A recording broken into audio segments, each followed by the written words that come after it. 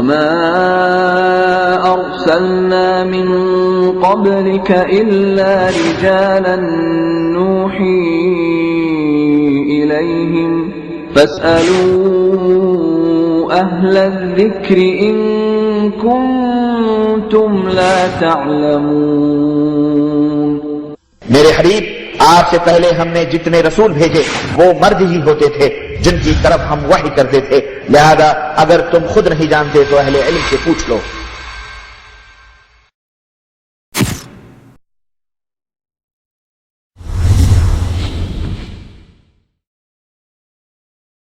فاسألوا أهل الذكر إن كنتم لا تعلمون۔ إن الحمد لله نحمده ونصلي على رسوله الكريم۔ أعوذ بالله من الشيطان الرجيم، بسم الله الرحمن الرحيم۔ قل هو الله أحد الله الصمد لم يلد ولم يولد ولم يكن له كفوا أحد۔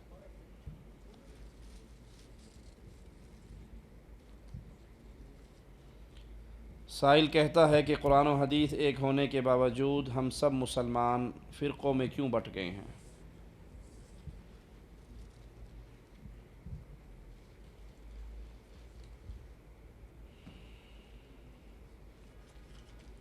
قرآن و حدیث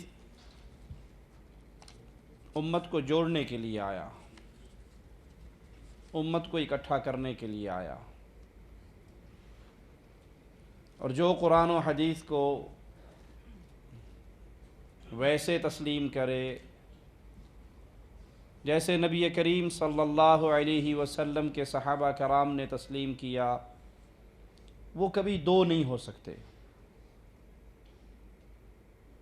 وہ ہمیشہ ایک ہی رہیں گے۔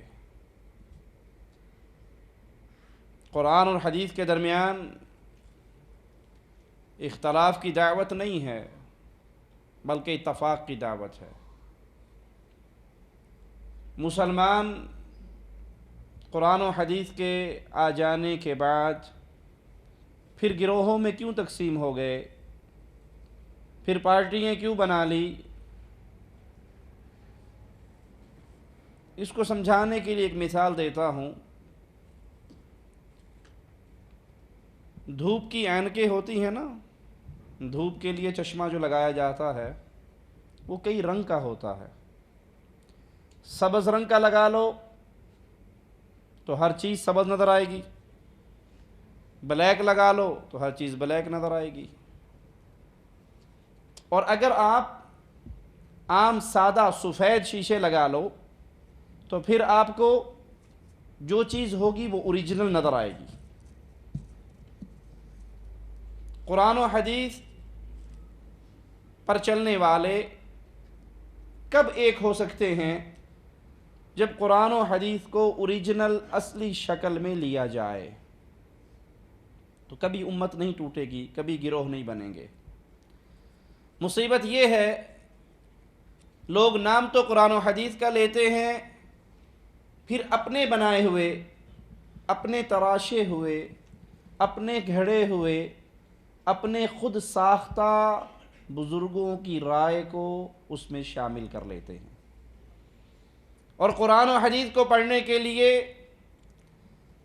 کسی نے اپنے بابا جی کے رنگ کا چشمہ لگایا ہے، کسی نے اپنے پیر صاحب کا چشمہ لگایا ہے۔ اب جیسا وہ چشمہ جس کلر کا لگاتا ہے اس کو وہی کچھ نظر آتا ہے۔ قرآن اللہ نے اتارا، اس پر عمل امام الانبیاء، امام کائنات محمد الرسول اللہ صلی اللہ علیہ وسلم نے کر کے دکھایا، اس کی دعوت آپ نے دی۔ آپ کی دعوت پر سب سے پہلے ایمان لانے والی جماعت میرے نبی کے صحابہ تھے۔ وہ دو تھے یا ایک تھے؟ وہ ایک تھے، ان میں کوئی انتشار، کوئی مذہبی اختلاف، کوئی جماعتی اختلاف، کوئی مسلکی اختلاف، وہ ایک کیوں تھے؟ وہ ایک اس لیے تھے کہ ان کا ایمان تھا جو قرآن میں آ جائے، جو حدیث رسول صلی اللہ علیہ وسلم میں آ جائے وہی ہمارا دین ہے، وہی ہماری زندگی گزارنے کا طریقہ کار ہے۔ یہ چیز انسان کو ایک بنا دیتی ہے۔ لیکن جب سے ہم نے ویلڈنگ شروع کر دی ہے کہ قرآن و حدیث ویسے مانیں گے جیسے ہمارے بزرگوں نے بیان کیا ہے، قرآن و حدیث کی وہ تفسیر، وہ تشریح تسلیم کی جائے گی جو ہماری فقہ کے، ہمارے گروہ کے، ہماری جماعت کے، ہمارے بزرگوں کے مطابق ہوگی، تو بزرگ تو دنیا میں بہت ہیں۔ امت میں لڑائی کی وجہ ہی یہ ہے کہ امت کے اندر ایک ہستی ایسی آئی تھی جو سب سے بڑی تھی، اس سے بڑی مخلوق میں کوئی ہستی نہ پیدا ہوئی ہے، نہ ہوگی، اور نہ قیامت تک ہو سکتی ہے، اور اس کا نام محمد الرسول اللہ صلی اللہ علیہ وسلم۔ یہ امت جب تک اللہ کے نبی علیہ السلام کی ہر بات کو اپنے لیے حرف آخر تسلیم کرتی رہی، یہ امت ایک رہی۔ اور جب امام الانبیاء علیہ السلام کی باتوں کو اپنے پیر فقیر حضرت شیخ مرشد امام کے اقوال کے تابع کر دیا گیا کہ ہم وہ حدیث مانیں گے جو ہمارے امام کے قول کے مطابق ہوگی، ہم وہ حدیث مانیں گے جو ہمارے مذہب کے مطابق ہوگی، قرآن حکیم کی ان آیات کو تسلیم کیا جائے گا جن پہ ہمارے مفتی شیخ و مرشد سائن کر دیں گے۔ جب امام الگ الگ ہو جائیں تو نظریات الگ الگ بن جاتے ہیں۔ امت کے انتشار کی وجہ یہ ہے کہ جس کو امام اعظم، قائد اعظم، رہبر اعظم محمد الرسول اللہ صلی اللہ علیہ وسلم، جس کو اللہ نے سب کا بڑا بنا کر بھیجا تھا، امت اس پہ راضی نہ رہی۔ امت نے اپنے پیروں فقیروں بابوں حضرتوں بزرگوں کو بڑا کر کے دکھانا شروع کیا۔ اب میں آپ کو مثال دیتا ہوں۔ ایک خاندان کا ایک دادا ابو ہے، باقی اس کے بیٹے ہیں، تیسری نسل میں لڑائی ہو گئی۔ تیسری نسل میں کہتا ہے ایک بچہ دادا بہت بڑے تھے۔ اگر چند لوگ کہہ دیں نہیں دادا کو چھوڑو یار، دادا کے ہمارے چچا بہت بڑے تھے، میرا باپ بہت بڑا تھا، تو دوسرا کہے گا میرا باپ تیرے باپ سے کم تھا کیا؟ چوتھا کہے گا کیوں بھائی میرے ابا نے کیا بگاڑا تھا؟ اب وہ جو دادا مرکز تھا، جب اس سے پوتوں کی رائے الگ ہو کے انہوں نے اپنوں کو جو دادا کے نیچے ہیں ان کو بڑا کرنا دکھایا، تو لڑائی پھیلی یا نہ پھیلی؟ اور اگر سارے کہتے نہیں بھئی سب سے بڑے ہمارے دادا جان تھے، ان کی بات بڑی اچھی ہوا کرتی تھی، تو کیا نچلوں کی لڑائی شروع ہوتی؟ نہ ہوتی۔ یہی سبب ہے ہم نے امام الانبیاء، امام کائنات محمد الرسول اللہ کو چھوڑ دیا صلی اللہ علیہ وسلم۔ اپنے اپنے گروہ، اپنی اپنی جماعتیں، اپنے اپنے امام، اپنے اپنے منہج، اپنے اپنے راستے اپنا لیے، برملا یہ اعلان کرنے لگے مولوی سٹیج پر آ کر ہم مشائخ و علماء دیوبند کے ساتھ ہیں، ان کی بات سمجھ آئے تب بھی ساتھ ہیں، ان کی بات سمجھ نہ آئے تب بھی ساتھ ہیں، ہر حال میں ہم نے اپنے مشائخ کا دامن نہیں چھوڑنا۔ ہمارا تعلق مشائخ اکابر علماء دیوبند کے ساتھ ہے، ہم اس کو من و عن قبول کرتے ہیں، دلیل آئے تو بھی قبول کرتے ہیں، نہ سمجھ آئے تو بھی قبول کر لیتے ہیں۔ ایک اور اٹھے، کہا کیوں؟ ہم اپنے مشائخ بریلی کے ساتھ ہیں، بات سمجھ آئے تب بھی ساتھ ہیں، دلیل سمجھ نہ آئے تب بھی ساتھ ہیں۔ تیسرا اٹھا کہ نہیں، ہم سید مودودی صاحب کے ساتھ ہیں، بات سمجھ آئے تب بھی ساتھ ہیں، نہ سمجھ آئے تب بھی ساتھ ہیں۔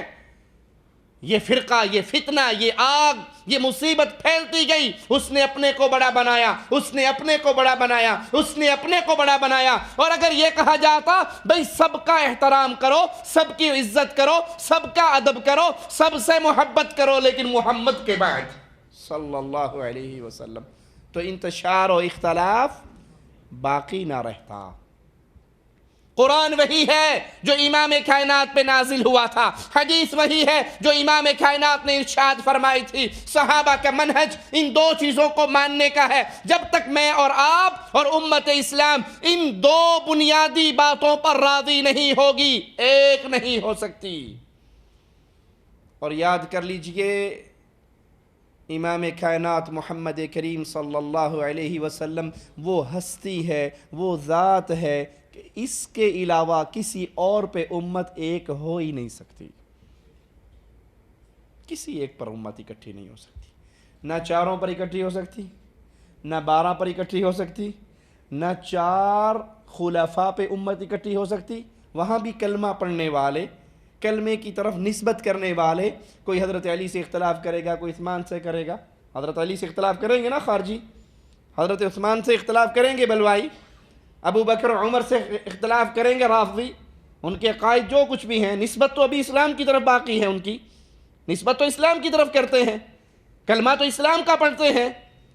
ہم کہتے ہیں یہ تمام عزت کے، ادب کے، احترام کے لائق ہیں، لیکن ایک ہستی ایسی اللہ نے دنیا میں بھیجی تھی جس سے جو اختلاف کرے گا کافر قرار پائے گا، وہ مسلمان باقی نہیں رہ سکتا۔ وہ نہ آپ کا پیر نہ میرا پیر، نہ آپ کا شیخ نہ میرا شیخ، نہ آپ کا امام نہ میرا امام، وہ انبیاء کا امام محمد الرسول اللہ ہے صلی اللہ علیہ وسلم۔ داڑھی کے خط کرنا جائز ہے یا نہیں، اور مٹھی سے زیادہ کاٹنا جائز ہے یا نہیں؟ داڑھی کا شیو کرنا اور خط بنانا کیا دونوں برابر ہیں؟ دیکھیے، داڑھی کو کاٹنا، شیو کرنا، اپنی پسند کی داڑھی رکھنا، وہ آپ کی پسند کی داڑھی تو ہو جائے گی، سنت مصطفیٰ نہیں کہلائے گی۔ کوئی نیچے سے خط کرواتا ہے، کوئی گال صاف کرتا ہے، کوئی یہاں اس کے ڈیزائننگ کرتا ہے، جیسے مرضی کر لیجئے، وہ آپ کی پسند کی داڑھی کہلائے گی، مصطفیٰ علیہ السلام کی سنت نہیں کہلائے گی۔ جس نے لوگوں کو دکھلاوے کے لیے داڑھی رکھنی ہے یا فلمی اداکاراؤں کی صورتوں کو دیکھ کر داڑھی رکھنی ہے، وہ اپنے من کو راضی کر لے، اس کو مصطفیٰ کی سنت کا عمل تب ملے گا جب وہ نبی کریم صلی اللہ علیہ وسلم کے طریقے کے مطابق داڑھی رکھے گا۔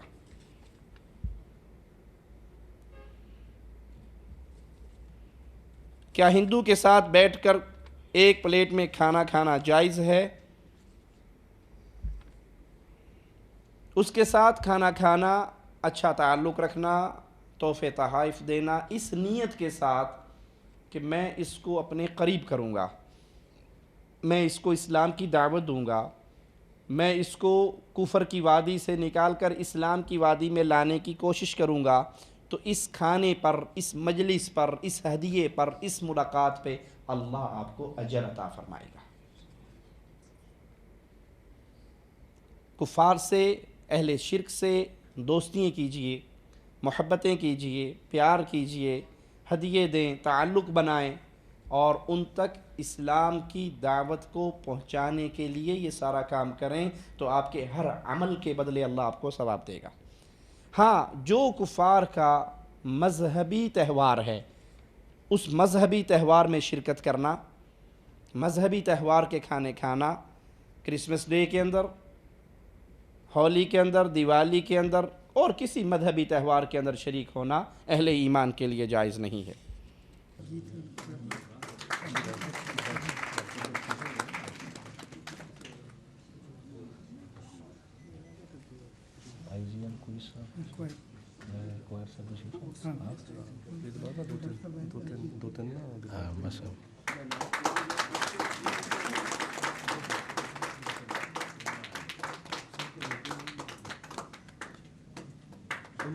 امن کی شمع روشن ہو چکی ہے اور شمع سے شمع جل رہی ہے۔